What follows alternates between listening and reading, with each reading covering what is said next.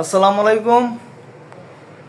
একটা বিষয়ে অবগত করার জন্য আইছি, দুই চারটে কথা বলার লাগিন। আমরা বাংলাদেশে কিছু নাড়া মানুষ আছে, এদের কাজ হলে গিয়া মানুষের পেছনে লাইগা থাকা। এই যে তাহিরি হুজুরে নিয়া, মামুনুল হক সাবরে নিয়া, প্রধানমন্ত্রী নিয়া বা বাংলাদেশের বিভিন্ন ব্যক্তিত্বরে নিয়া যে তোমরা এআই যে অ্যাপস দিয়া বিগেল দিয়া এভাবে যে ভিডিও বানাইতেছ, এগুলো আসলে খুবই খারাপ, খুব নিন্দনীয় কাজ।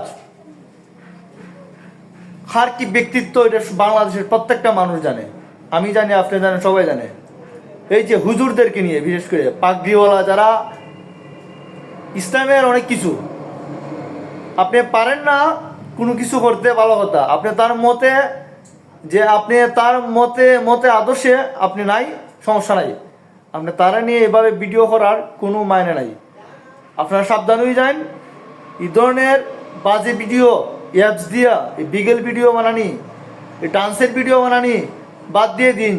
যদি এগুলো আবারও করেন, খুব খারাপ হইব বাংলাদেশের মাঝে। আপনি চিন্তা করে পাইতেন না যে আপনার অবস্থা কী হইব, আপনার অবস্থা যে কী হবে আপনি নিজেও চিন্তা করে পাইবেন না। এসব বাদ দেন। এগুলা দিয়া আপনার যে চাইতেছেন যে ভিউজ কামাইতেন, টাকা ইনকাম করতেন, টাকা আপনার ওই জায়গায় দিয়ে ঢোকাই দিব যদি ঠিকমতো ধরে নিতে পারে। সাবধান, এখনও ভালো আছে, সাবধান হয়ে যান। অ্যাপস দিয়া এই ডান্সের ভিডিও দুই বেডি দিয়া এর হয়ে যে নিজে একজন আলমোলামার যে ছবি দিয়া এভাবে ভিডিও যে বানানো শুরু করছো, এখনও ভালো আছে, বাদ দেও। আনাইলে খুব বেশি খারাপ হয়েছে, জানাই দিলাম।